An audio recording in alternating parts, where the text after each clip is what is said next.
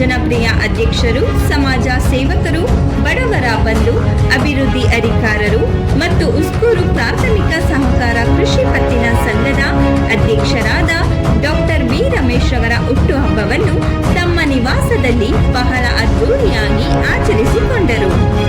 ಇದೇ ಸಂದರ್ಭದಲ್ಲಿ ಯಲಹಂಕ ವಿಧಾನಸಭಾ ಕ್ಷೇತ್ರದ ಜನಪ್ರಿಯ ಶಾಸಕರಾದ ಎಸ್ಆರ್ ವಿಶ್ವನಾಥ್ ರವರು ಆಗಮಿಸಿ ಅಧ್ಯಕ್ಷರಾದ ಡಾಕ್ಟರ್ ಬಿ ರಮೇಶ್ ಅವರಿಗೆ ಹೂಗುಚ್ಛ ಕೊಟ್ಟು ಶುಭ ಹಾರೈಸಿದ್ದರು. ಮತ್ತು ಸ್ನೇಹಿತರು, ಕುಟುಂಬಸ್ಥರು ಹಾಗೂ ಹಿತೈಷಿಗಳು, ಪಂಚಾಯಿತಿಯ ಸರ್ವ ಸದಸ್ಯರುಗಳು ಮತ್ತು ಸಿಬ್ಬಂದಿ ವರ್ಗದವರು ಹಾಗೂ ಎಲ್ಲ ಬಿಜೆಪಿ ಮುಖಂಡರುಗಳ ನಡುವೆ ಪಟಾಕಿ ಸಿಡಿಸಿ ಹಾರಪೇಟ ಹಾಕಿ ಕೇಕ್ ಕತ್ತರಿಸುವ ಮೂಲಕ ಉಸ್ಕೂರು ಗ್ರಾಮ ಪಂಚಾಯಿತಿಯ ಜನಪ್ರಿಯ ಅಧ್ಯಕ್ಷರಾದ ಡಾಕ್ಟರ್ ಬಿ ರಮೇಶ್ ಅವರಿಗೆ ಹೂಗುಚ್ಛ ಕೊಡುವ ಮೂಲಕ ಶುಭ ಹಾರೈಸಿದ್ದಾರೆ.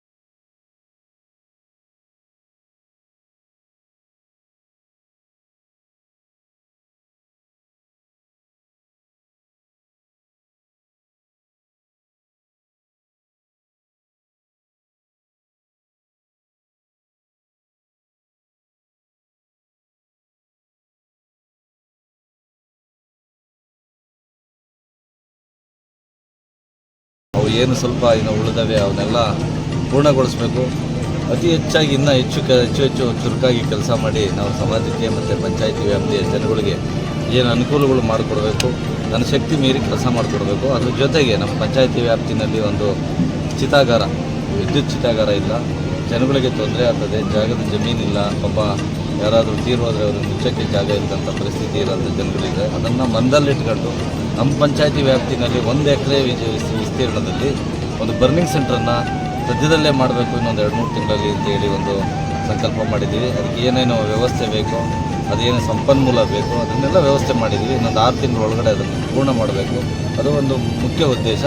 ಅದರ ಜೊತೆಗೆ ಎಷ್ಟೋ ಜನಗಳಿಗೆ ಇವತ್ತು ಈ ಸ್ವತ್ತಿನ ಸಮಸ್ಯೆ, SC/ST ಜನಾಂಗದ ಜನಗಳಿಗೆ ನಮ್ಮ ಪಂಚಾಯತಿ ವ್ಯಾಪ್ತಿನಲ್ಲಿ ಈ ಸ್ವತ್ತು ತೊಂದರೆ ಇತ್ತು. 50 ವರ್ಷ ಆದರೂ ಇವತ್ತು ಅವರು ಸರಿಯಾಗಿ ಖಾತೆಯಾಗಿರಲಿಲ್ಲ. ಅವ್ರು ಸಂಬಂಧಪಟ್ಟಂಗೆ ಅವ್ರದ್ದು ನಮ್ಮ ಜಮೀನಿನ ದಾಖಲಾತಿಗಳು ಇರಲಿಲ್ಲ. ಮನೆ ಇರ್ಬೋದು, ಸಣ್ಣದೊಂದು ಮನೆ, ದಾಖಲಾತಿಗಳಿರಲಿಲ್ಲ. ನಾನೇ ಪ್ರತಿಯೊಂದು ಊರಿಗೆ ಹೋಗಿ ಅವರ ಮನೆ ಬಾಗಿಲಲ್ಲೇ ನಿಂತ್ಕೊಂಡು ಈ ಸ್ವತ್ತು ಆಂದೋಲನ ಅಂತ ಹೇಳಿ 1 ರೂಪಾಯಿಯೂ ಖರ್ಚಿಲ್ಲದೆ ಅವ್ರ ಮನೆ ಬಾಗಿಲಿಗೆ ಈ ಸ್ವತ್ತು ಮಾಡಬೇಕು, SC/ST ಜನಾಂಗಕ್ಕೆ ಮುಖ್ಯವಾಗಿ ಮಾಡಿಕೊಡೋಂಥ ಒಂದು ಉದ್ದೇಶ, ದೊಡ್ಡ ಕಾರ್ಯಕ್ರಮನ ಪಂಚಾಯತಿ ವ್ಯಾಪ್ತಿನಲ್ಲಿ ಮಾಡ್ತಾಯಿದ್ದೀವಿ. ಅದು ಯಶಸ್ವಿಯಾಗಿ ಆಗಿದೆ, 90% ಮುಗಿದಿದೆ. ಇನ್ನೊಂದು ತಿಂಗಳೊಳಗಡೆ ಅದನ್ನು ಕೂಡ ಮುಗಿಸಿ ನಾವು ಪಂಚಾಯತಿಗೆ ಬಂದಿದ್ದಕ್ಕೂ ಒಂದು ಒಳ್ಳೆ ಕೆಲಸ ಮಾಡಬೇಕು ಅಂತ ಅಂದ್ಕೊಂಡಿದ್ದಕ್ಕೂ ಅವಕಾಶ ಸಿಕ್ಕಿದ್ದಕ್ಕೂ ಆ ದೇವರು ನಮಗೆ ಆ ಶಕ್ತಿ ಕೊಟ್ಟಿದ್ದಕ್ಕೂ ಮತ್ತು ನಮ್ಮ ಜನಪ್ರಿಯ ಶಾಸಕರಾದಂಥ ವಿಶ್ವಣ್ಣನವರ ಸಂಪೂರ್ಣ ಸಹಕಾರ ಸಿಕ್ಕಿದ್ದಕ್ಕೂ ಇವತ್ತು ಅಂಥ ಒಂದು ಸುಸಜ್ಜಿತವಾದ ಬಿಲ್ಡಿಂಗ್ ಇರ್ಬೋದು. ಆ ಬಿಲ್ಡಿಂಗ್ ಒಳಗಡೆ ಒಂದು 12 ಕಾರ್ಯಕ್ರಮಗಳು ಏನು ವ್ಯವಸ್ಥಿತವಾಗಿ ಡೆತ್ ಸರ್ಟಿಫಿಕೇಟ್ ಇರ್ಬೋದು, ಜನನ ಮರಣ, ಮತ್ತು ಶ್ರೀಶಕ್ತಿ ಭವನ ಇರ್ಬೋದು, ಅಂಚೆ ಕಚೇರಿ ಇರ್ಬೋದು, ಬ್ಯಾಂಕ್ ಇರ್ಬೋದು, ಮತ್ತು ಪ್ರತಿಯೊಂದು 11 ಸವಲತ್ತುಗಳು ಒಂದೇ ಸೂರಿನಡಿ ಸಿಗೋ ರೀತಿ ನಾವು ಮಾಡ್ಕೊಂಡಿದ್ದೀವಿ. ಇದು ನಮ್ಮ ಕರ್ನಾಟಕದಲ್ಲಿ ಮೊದಲ ಪಂಚಾಯಿತಿ ಅಂತ ನಾನು ಅಂದ್ಕೊಂಡಿದ್ದೀನಿ. ಎಲ್ಲ ಒಂದೇ ಸೂರಿನಡಿ ಸಿಗೋದ್ರಿಂದ ಒಂದು ಒಳ್ಳೆಯ ಕೆಲಸ, ಜನಗಳಿಗೆ ಒಂದು ಬಸ್ ಇಳಿದ್ಬಿಟ್ಟು ಒಳಗಡೆ ಬಂತು ಅಂದರೆ ಎಲ್ಲ ಕೆಲಸಗಳನ್ನು ಕೂಡ ಮಾಡ್ಬೋದು. ಅದು ನಾವು ಯಶಸ್ವಿಯಾಗಿ ಮಾಡಿದ್ದೀವಿ. ಈ ಯಶಸ್ವಿಯಾಗಿ ಮಾಡೋ ಕಾರಣ ನಮ್ಮ ಎಲ್ಲ ಸದಸ್ಯರು, ನಮ್ಮ ಅಲ್ಲಿನ ನಮ್ಮ PDO ಇರ್ಬೋದು, ಸೆಕ್ರೆಟರಿ ಇರ್ಬೋದು, ಮತ್ತು ಪಂಚಾಯಿತಿಯ ಎಲ್ಲ ಅಧಿಕಾರಿಗಳು ಕೂಡ ಸಂಪೂರ್ಣವಾಗಿ ಸಹಕಾರ ಕೊಟ್ಟಿರೋದಕ್ಕೆ ಇವತ್ತು ನಾವು ರಾಜ್ಯದಲ್ಲೇ ನಂಬರ್ 1 ಗ್ರಾಮ ಪಂಚಾಯತಿ ಮಾಡಬೇಕು ಅನ್ನೋ ಉದ್ದೇಶ ಇಟ್ಕೊಂಡು ಕೆಲಸ ಮಾಡ್ತೀವಿ. ಇನ್ನೊಂದು 10-15% ಅದೇ ಅದನ್ನು ಮುಗಿಸ್ತೀವಿ ಇನ್ನು ನಮ್ಮ ಅವಧಿಯಲ್ಲಿ ಅಂತೇಳಿ ಸಂದರ್ಭದಲ್ಲಿ ಹೇಳ್ತೀನಿ.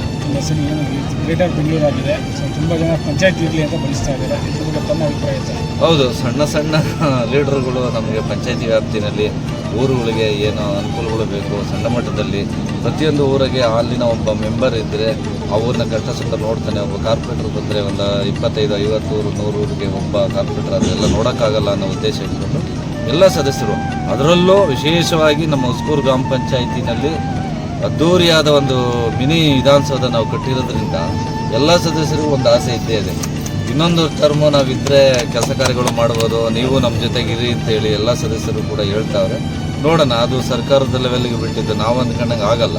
ನೋಡೋಣ, ಆದರೆ ಒಳ್ಳೆಯದು, ಆಗಿಲ್ಲ ಅಂದರೆ ಏನು ಮಾಡೋಕ್ಕಾಗಲ್ಲ. ತಮ್ಮ ಮುಂದಿನ ನಡೆ ಜಿಲ್ಲಾ ಪಂಚಾಯತ್ MLA ಕಡೆ ಸದ್ಯಕ್ಕೆ ಯಾವ ನಡೆನೂ ಇಲ್ಲ. ದೇವ್ರು ಏನು ಆಶೀರ್ವಾದ ಕೊಡ್ತಾನೆ ಆ ಕಡೆ ನಡೆ ನಮ್ಮದು.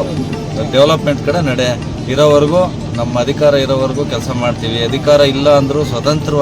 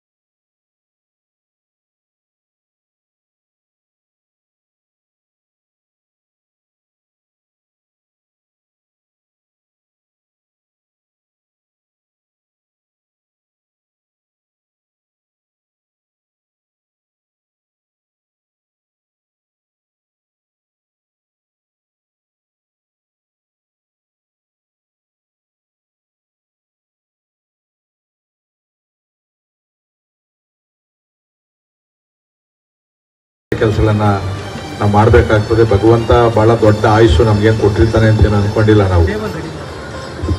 ಈ ಕೊರೋನಾ ಸಂದರ್ಭದಲ್ಲಿ ನಾವು ನೋಡಿದ್ದೀವಿ, ಅನೇಕ ಜನ ನಮ್ಮ ಸ್ನೇಹಿತರುಗಳು ನಮ್ಮ ಕಣ್ಮುಂದೆನೇ ತೀರೋದ್ರು. ಇತ್ತೀಚೆಗಂತೂ ಅವ್ನಿಗೆ ಯಾವುದೂ ದುರಾಭ್ಯಾಸ ಇಲ್ಲ ಅಂದ್ರೂ ಕೂಡ ಕ್ಯಾನ್ಸರ್ ಕಾಯಿಲೆಗಳು, ಹಾರ್ಟ್ ಅಟ್ಯಾಕ್ ಯಾವಾಗ ಹೋಗ್ತಾನೆ ಅನ್ನೋದು ಗೊತ್ತಾಗ್ತಾ ಇಲ್ಲ. ಅಂಥದ್ರ ಮಧ್ಯದಲ್ಲಿ ನಾವು ಏನು ಒಂದಷ್ಟು ಕೆಲಸ ಮಾಡಿ ಬಿಟ್ಟೋಗಿರ್ತೀವಲ್ಲ, ಅದೇ ನಮ್ಗೆ ಯಾವತ್ತೂ ಕಾಪಾಡುವಂಥದ್ದು. ಜನ ಇಂಥವ್ರು ಇದ್ದಾಗ ಇಂಥ ಕೆಲಸ ಆಯಿತು ಅಂತ ಹೇಳ್ತಾರೆ. ಅದಕ್ಕೋಸ್ಕರ ನಾನು ಹೇಳಿದ್ದು, ಭಗವಂತ ಒಂದು ಅವಕಾಶ ಕೊಟ್ಟಾಗ ಶಕ್ತಿ ಮೀರಿ ಕೆಲಸ ಮಾಡಬೇಕು ಅಂತ. ಅದರಲ್ಲಿ ರಮೇಶ್ ಅವರು ಕೂಡ ಸಾಕಷ್ಟು ಕೆಲಸ ಕಾರ್ಯಗಳನ್ನು ಮಾಡ್ತಾ ಇದ್ದಾರೆ. ಅವ್ರಿಗಿನ್ನೂ ಬೇರೆ ಚುನಾವಣೆಯಲ್ಲೂ ಕೂಡ ಒಂದು ಅವಕಾಶ ಕೊಡಬೇಕು ಅನ್ನೋ ಸಂದರ್ಭ ಇತ್ತು. ಬಟ್ ಟೆಕ್ನಿಕಲ್ ಪ್ರಾಬ್ಲಮ್ ಸ್ವಲ್ಪ ಇತ್ತು. ಹೇಳಿದೆ ರಮೇಶ್ ಹಿಂಗೆ ಐತೆ ಯೋಚನೆ ಮಾಡಿ ಹೇಳು ಅಂತೇಳಿ. ಅವ್ರಿಗೆ ಅರಿವು ಆಯಿತು. ಇನ್ನೂ ಐತೆ, ಏನು ಈಗ ಹೆಜ್ಜೆ ಇಟ್ಟವ್ರೆ. ಇನ್ನೂ ಸಾಕಷ್ಟು ಅವಕಾಶಗಳು ಚುನಾವಣೆಯಲ್ಲಿ ಬರ್ತವೆ. ಬಂದಾಗ ಇದೇ ರೀತಿಯಾಗಿ ಕೆಲಸಗಳನ್ನು ಮುಂದುವರಿಸ್ಕೊಂಡು ಹೋಗಲಿ ಅಂತಕ್ಕಂಥ ಯಾವತ್ತೂ ನನ್ನ ಆರೈಕೆ ಅವ್ರಿಗೆ ಇದ್ದೇ ಇರ್ತದೆ. ಅವ್ರಿಗೂ ಅವ್ರ ಕುಟುಂಬದ ಸದಸ್ಯರಿಗೂ ಎಲ್ಲ ಸ್ನೇಹಿತರು ಕೂಡ ಭಗವಂತ ಒಳ್ಳೇದು ಮಾಡಲಿ ಅಂತಕ್ಕಂಥ ಮಾತನ್ನು ಹೇಳಿ ಅವ್ರಿಗೆ ಮತ್ತೊಂದು ಸರಿ ಶುಭಾಶಯಗಳನ್ನು ಕೋರ್ತೀನಿ. ಭಗವಂತ ಅವ್ರು ಏನೇನು ಇಚ್ಛೆ ಪಡ್ತಾರೋ ಅದನ್ನೆಲ್ಲವನ್ನೂ ಈಡೇರಿಸ್ತಕ್ಕಂಥ